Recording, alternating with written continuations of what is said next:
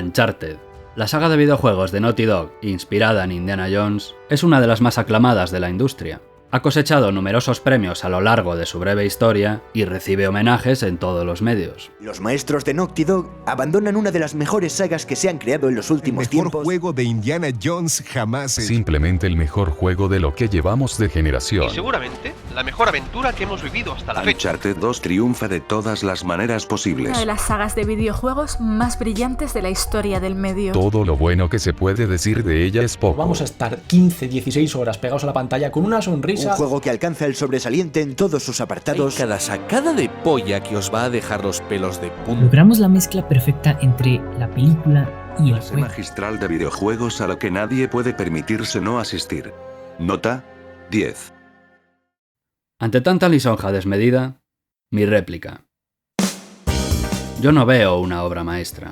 Lo que yo veo es una saga incoherente y conformista que ha llamado la atención más que nada por sus gráficos, su banda sonora y la planificación de sus cinemáticas. Yo jamás la tomaría de ejemplo para demostrar que los videojuegos son arte. Es más, yo creo que los videojuegos son arte a pesar de obras como Uncharted, no gracias a ellas. Si digo que falla la narrativa, muchos dirán que lo importante es la diversión que ofrece. Y si digo que no divierte, dirán que lo importante es la narrativa. Pero lo cierto es que Uncharted falla tanto en lo narrativo como en lo mecánico. Y eso es lo que trataré de explicar en varios vídeos, empezando por este. Uncharted es conservador. No hay mejor forma de definirlo. La palabra conservador, en el contexto arte, se refiere a aquella actitud que evita innovar demasiado, o para quien prefiera otra expresión, que evita el riesgo. Desde su primera entrega, Uncharted es una mezcla de fórmulas cuyo éxito ya está probado.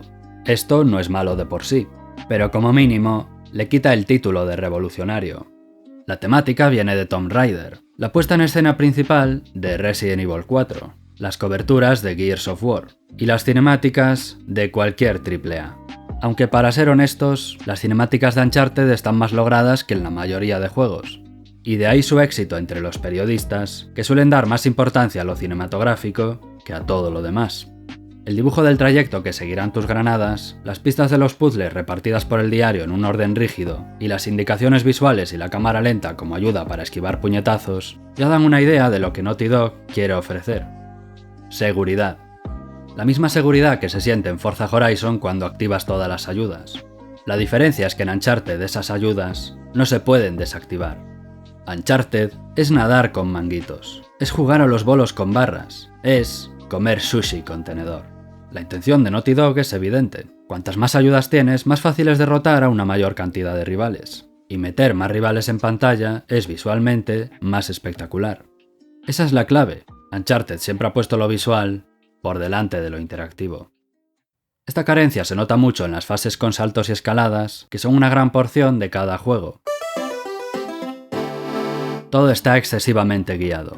Con mover un poco el joystick hacia una saliente y pulsar X, ya haces todo tipo de saltos. El movimiento de Nate no depende de ti. Mientras sepas a qué sitio debes saltar, es imposible que falles. Intenta desviarte del recorrido y verás cómo el juego te adhiera a la superficie de forma automática como un imán. Y cuando falles un salto, será por un error del juego. Esto aburre y es imposible disimularlo con animaciones grandilocuentes. Lo más alarmante es que en estas fases el gesto de Nate suele expresar angustia, cuando en realidad son la parte más fácil de toda la campaña.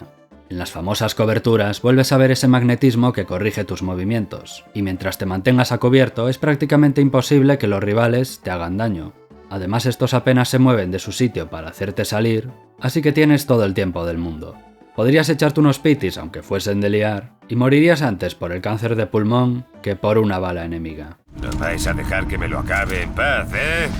Algo parecido ocurre con los puzzles. Estos vienen con tantas pistas que pierden el interés. Suelen tratarse de estatuas o dibujos que hay que poner en orden. Eso cuando no son simples cajas que hay que mover de un lado a otro, como ocurre en la cuarta entrega. Todo esto, en resumen, hace que Uncharted sea tan conservador.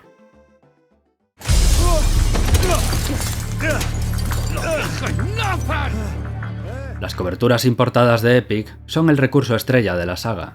Los tiroteos con muchas coberturas consiguen divertir en varias ocasiones. Sin embargo, hay fases en que los diseñadores deciden prescindir de ellas y empiezan a hacer aguas por todos lados. El caso más claro está en la segunda entrega, contra las bestias del Himalaya.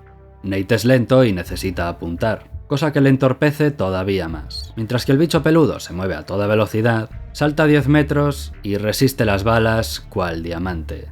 Para derrotarlo debes correr y disparar al mismo tiempo. Como un juego de terror, pero sin terror. A lo mejor a alguno le recuerda al bruto de Dead Space. La diferencia es que este bicho camina lento y tiene un punto débil muy específico. Hay que torearlo y eso es arriesgado. Si lo esquivas te concede una oportunidad decisiva, y de lo contrario la palmas. Ahí reside el grueso del suspense. Luego hay que añadirle la escasa visibilidad, el sonido estremecedor y su terrible aspecto. En otras palabras, el sello Dead Space. La pelea contra Djokovic en Uncharted 2 es más de lo mismo. Tienes que correr dando vueltas mientras le disparas. Si algo se saca en claro de todo esto es que las coberturas no solo suponen una ayuda al jugador, sino también a los creadores. Cuando prescinden de este recurso, sus arenas no son divertidas. Claro, al final son conservadores por eso, porque solo saben trabajar de una forma. Sin embargo, a veces conservador no significa fácil. Los tiroteos de Uncharted son más desesperantes de lo que parece. Detrás de esas coberturas te sientes seguro, pero una vez que sales te eliminan con rapidez. Y eso es lo difícil, mantenerse a cubierto. Esperar a que Nate recupere la salud es tan aburrido que sientes la necesidad de salir al ataque. Y es ahí cuando la palmas. Los jugadores pacientes ganarán sin problema. Si en cambio tienes poca paciencia, como yo, te matarán a menudo. Por motivos como este, Uncharted es uno de esos juegos en los que el modo fácil es más divertido que el difícil. Para terminar, de todas las prácticas conservadoras de Uncharted, solo hay una que de verdad me convence. Una que ya menciona Mark Brown en Why Nathan Drake Doesn't Need a Compass. Es el resalte del escenario, es decir, de los objetos importantes con los que el héroe debe interactuar. Este recurso permite al jugador saber qué camino tomar, incluso cuando dispone de poco tiempo. Gracias a él, las persecuciones a pie de Uncharted 3 son ágiles, son fluidas, son muy estéticas y son, en definitiva, lo mejor de la saga. Una pena que aquello solo sean momentos puntuales. En general, Uncharted es una saga con pánico a probar cosas nuevas. Lo es a tal nivel que ya no basta con llamarla conservadora, sino ultra conservadora.